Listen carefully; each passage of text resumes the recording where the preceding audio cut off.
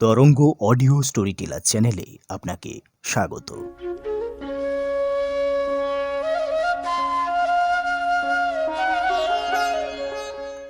বাংলা সাহিত্যের ইতিহাসে বিশিষ্ট লেখকদের পাশাপাশি নতুন নতুন লেখকদের গল্পগুলি আমরা আপনাদেরকে উপহার দেওয়ার চেষ্টা করছি। আজকের আমরা বেছে নিয়েছি শিক্ষক দীপক সাহার ২৮টি ছোট গল্প সংকলন চেনা ঘটনা অচেনা গল্প থেকে একটি ছোট গল্প ফাইন। গল্প পাঠে আমি সুব্রত।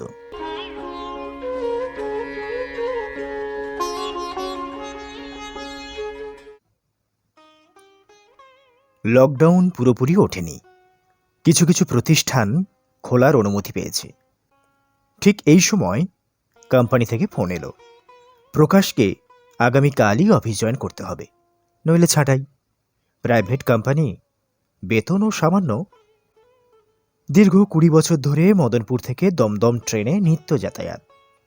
লকডাউনে ট্রেন নেই, অগত্যা ভরসা ১৫ বছরের সঙ্গী বাইক। তেল সার্ভিসও খুব খারাপ, প্রতিদিন আপ ডাউন ১৩০ কিলোমিটার। এদিকে জ্বালানি তেলেও আগুন, প্রতিদিন সেই তেল খরচ বাবদ প্রায় ৩০০ টাকার ধাক্কা।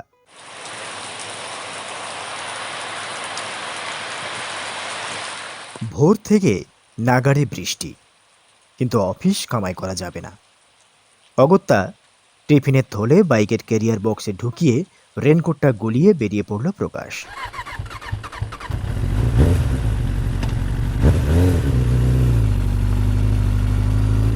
বৃষ্টি মাথায় নিয়ে কল্যাণী এক্সপ্রেসওয়ে ধরে এগিয়ে চলেছে সে।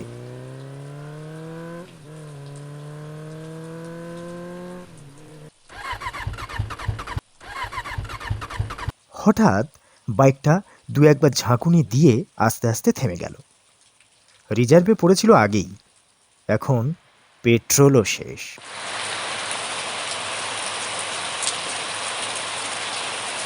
এমন সময় পুলিশের একটি জিপ পেছন থেকে পাশে এসে দাঁড়ালো।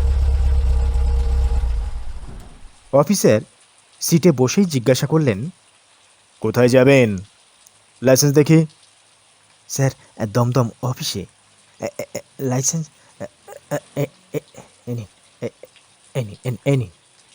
এই যে licence. Pollution paper? Sir, expire হয়ে গেছে, বুঝতেই তো পারছেন যা অবস্থা।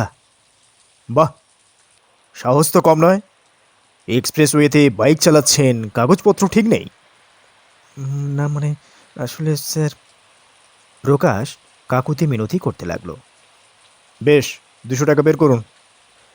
২০০ টাকা? মানে স্যার, আমার কাছে একটা টাকাও নেই। আসলে তাড়াহুড়োর মাথায় মানিব্যাগটাও বাড়িতে ফেলে এসেছি। ওসব চালাকি বাদ দিন, তাড়াতাড়ি বের করুন। বিশ্বাস করুন স্যার, সত্যি বলছি, বাড়িতে ফেলে এসেছি মানিব্যাগটা, আর আমার কাছে একটা টাকাও নেই। আপনি না হয় আমাকে সার্চ করে দেখুন। কি মনে হলো কি জানি, অফিসের কথা না বাড়িয়ে রশিদ বই পকেটে রেখে দিলেন। তারপর বললেন, আচ্ছা যান, এরপর থেকে কাগজপত্র ঠিক করে রাখবেন। তারপরেও প্রকাশকে বাইক ধরে চুপচাপ দাঁড়িয়ে থাকতে দেখে তিনি বললেন, কি হলো, শুনতে পাচ্ছেন না? যান। স্যার, বাইকে তেলও নেই। হ্যাঁ, বলেন কি মশাই, তাহলে অফিস যাবেন কি করে?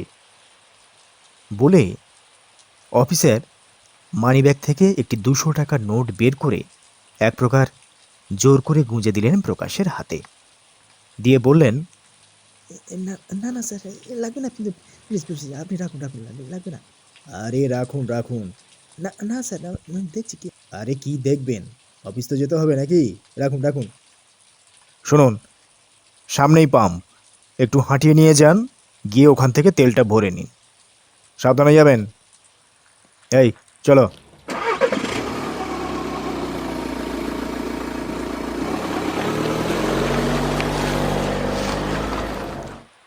প্রকাশের দৃষ্টি ঝাপসা হয়ে আসে। পুলিশের গাড়িটা বৃষ্টির মধ্যে ক্রমশ হারিয়ে গেল।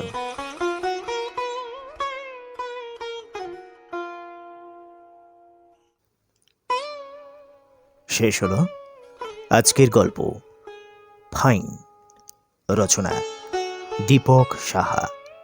গল্প পাঠে আমি সুব্রত। আমাদের গল্পগুলি যদি আপনাদের ভালো লাগে তাহলে আমাদের চ্যানেলটি লাইক, শেয়ার এবং সাবস্ক্রাইব করতে পারেন। আপনার মূল্যবান মতামত জানাতে পারেন আমাদের কমেন্ট বক্সে। আপনিও যদি চান আপনার কোনো গল্প আমরা অডিও আকারে প্রকাশ করি তাহলে যোগাযোগ করতে পারেন আমাদের সঙ্গে।